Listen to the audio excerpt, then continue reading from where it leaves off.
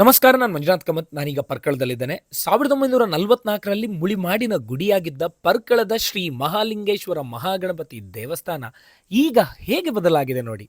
April 27ರಿಂದ May 11ರವರೆಗೆ Parkala Shri Mahalingeshwara ಪುನಃ ಪ್ರತಿಷ್ಠೆ ಮತ್ತು ಬ್ರಹ್ಮ ಕಲಶೋತ್ಸವ ನಡೀಲಿಕ್ಕಿದೆ. ನನ್ನ ಅಂದಾಜಿನಂತೆ ಇದು ಉಡುಪಿ ಭಾಗದಲ್ಲಿ ನಡೆಯಲಿರುವ ಈ ಸಲದ ಕಡೆಯ ಬ್ರಹ್ಮ ಕಲಶೋತ್ಸವ. ಬನ್ನಿ, ಪ್ರತಿಯೊಬ್ಬರೂ ಸಂಭ್ರಮದಿಂದ ಭಾಗವಹಿಸೋಣ. ಸುಮಾರು 1000 ವರ್ಷ ಹಳೆಯ ಇತಿಹಾಸವಿರುವ ಸುಣ್ಣ ಬೆಲ್ಲದ ಮಿಶ್ರಣದಿಂದ ಕೂಡಿದ ಗೋಡೆಯಾಗಿದ್ದ ಈ ದೇವಸ್ಥಾನವೀಗ ಅದ್ಭುತವಾಗಿ ಜೀರ್ಣೋದ್ಧಾರಗೊಂಡು ಕೊನೆಯ ಹಂತದ ಕಾಮಗಾರಿಯಲ್ಲಿ ಈಗ ಸಿದ್ಧಗೊಳ್ತಾ ಇದೆ. ಬ್ರಹ್ಮ ಕಲಶೋತ್ಸವವೆಂದರೆ ಸುಲಭದ ಮಾತಲ್ಲವೇ ಅಲ್ಲ. ಆಡಳಿತ ಮಂಡಳಿ, ವ್ಯವಸ್ಥಾಪನಾ ಸಮಿತಿ, ಜೀರ್ಣೋದ್ಧಾರ ಸಮಿತಿ, ಊರ ಪರವೂರ ಭಕ್ತರು, ಸ್ವಯಂ ಸೇವಕರ ನಿರಂತರ ಪರಿಶ್ರಮದ ಪ್ರತಿಫಲವೇ ಒಂದು ದೇವಾಲಯದ ಅಭಿವೃದ್ಧಿ. ಅದರಿಂದ ಇಡೀ ಊರಿಗೆ ಕ್ಷೇಮವೆಂಬ ನಂಬಿಕೆ.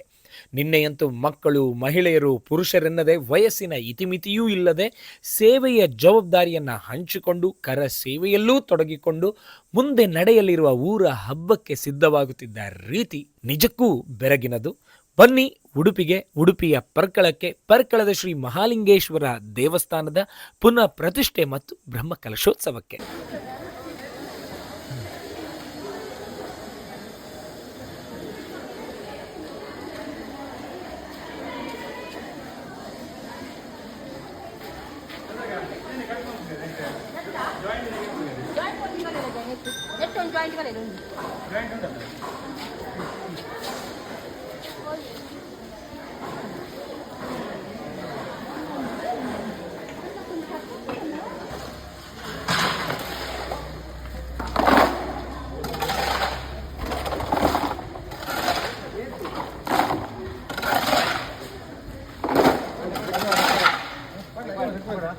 ಒಂದು ಕಾರ್ಯಾಲಯ ಬೇಕಿತ್ತು.